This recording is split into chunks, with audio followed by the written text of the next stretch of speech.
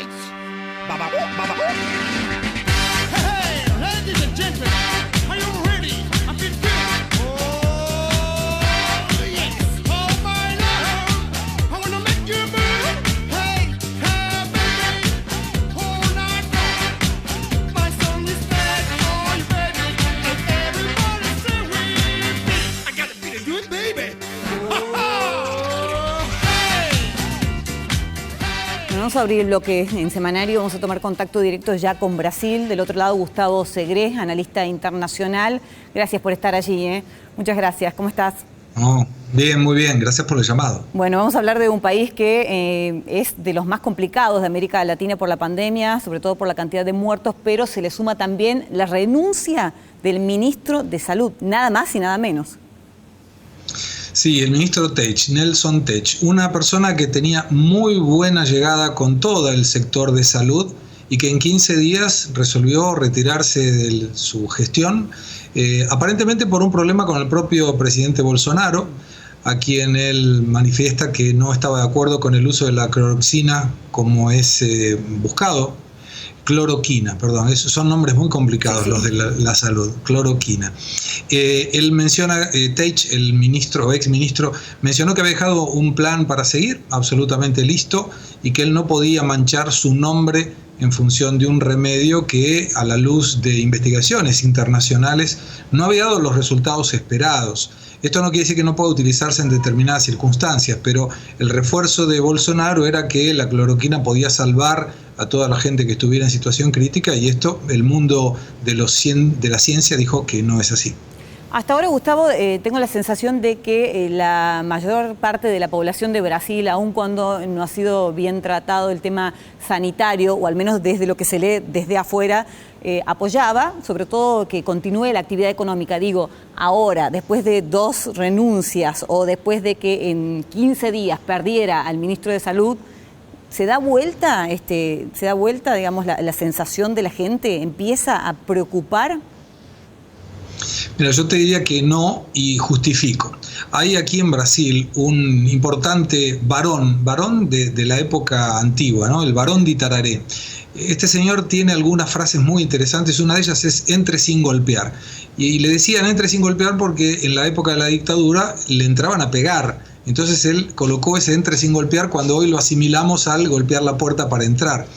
El mismo Barón de Itararé dijo que la importancia relativa del tiempo depende de qué lugar de la urgencia vos estás. Y él mencionaba inclusive a la urgencia del baño. Si vos estabas del lado de adentro de la puerta, la importancia del tiempo no era tan importante o tan grande como si estabas del lado de afuera.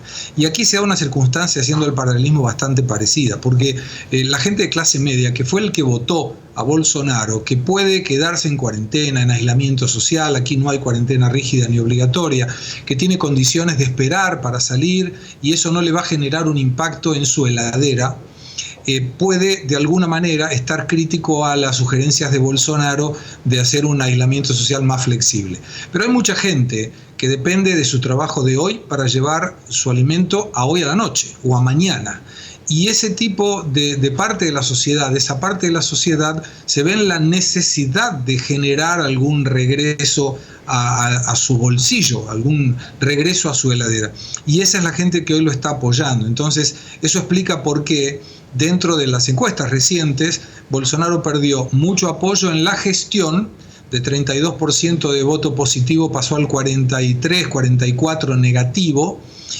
Cayó en el positivo 2 puntos, de 34 bajó a 32. Curiosamente, él como imagen personal continúa manteniendo el 39.2% de apoyo. Mira. Y lo curioso es que cuando le dice a la gente si apoya lo que el gobierno nacional está haciendo en función del ataque al COVID, 51.7 para ser exactos, apoya. Entonces es raro, realmente es raro, porque mucha gente que está falleciendo y que padece el COVID es en lugares donde tiene esa necesidad de salir a trabajar. Y ahí te dan una frase, y concluyo con esto, sí, que es: yo tengo que elegir si me muero de hambre o me arriesgo al COVID donde no necesariamente me voy a morir. Ahora, y eso es lo que lamentablemente la gente está haciendo. Te llevo a hacer un parangón con la Argentina donde sucede absolutamente lo contrario, o sobre todo en las últimas encuestas de imagen del presidente Fernández, donde la mayoría está apoyando hasta las cuarentenas obligatorias, el confinamiento, y su imagen ha crecido de manera considerable a raíz de las decisiones que viene tomando, ¿no? A pesar de que aquí hay una crisis económica que, bueno, ni hablar, la conoces muy bien y viene de antaño, sí, pero están apoyando esta decisión, digamos, al contrario de lo que pasa en Brasil. Es que la circunstancia es diferente. Fernández es mucho más medido para hablar. Bolsonaro perdió una oportunidad increíble de salir bien parado, pase lo que pase. Porque hace varios días atrás, cuando esto comienza, cuando la pandemia comienza y cuando Bolsonaro empieza a hacer esas críticas al aislamiento, que el virus era una gripe, que podía ser como una lluvia, que muchos nos íbamos a mojar, pero pocos nos moriríamos ahogados, la Corte Suprema le retiró la potestad de definir la flexibilización o la rigidez del aislamiento. Y se lo colocó en los gobernadores. ¿Y esto qué ventaja le daba a Bolsonaro? Que la economía iba a estallar, y que cuando esto ocurriera, y va a ocurrir, Bolsonaro hubiera dicho, yo no tengo nada que ver porque los que resolvieron la rigidez de la cuarentena fueron los gobernadores. Y cuando inclusive en esa misma temática aumentaran los casos que están arriba de 200.000 y creciendo, y la cantidad de fallecidos que está orillando los 15.000, en ese momento Bolsonaro había dicho, yo no tengo nada que ver porque yo no manejé la rigidez o la flexibilización de la cuarentena o del aislamiento. Entonces, en cualquier caso, le hubiera quedado bien parado políticamente. Pero Bolsonaro es Bolsonaro. Él tiene que estar siempre peleándose con alguien, si no es con un ministro, es con un secretario o con el propio Fernández, al quien días atrás acusó de que estaba regresando a Argentina con el socialismo. Y uno puede estar de acuerdo o no, pero ¿qué tiene que hacer Bolsonaro hablando de Argentina cuando tiene tantos problemas en Brasil? Gracias, Gustavo. Gracias por esta conversación. Muy amable, muy concreto y muy claro. Que sigan bien. Un gusto, ¿eh? Hacemos una pausa y ya venimos. Hey, ladies and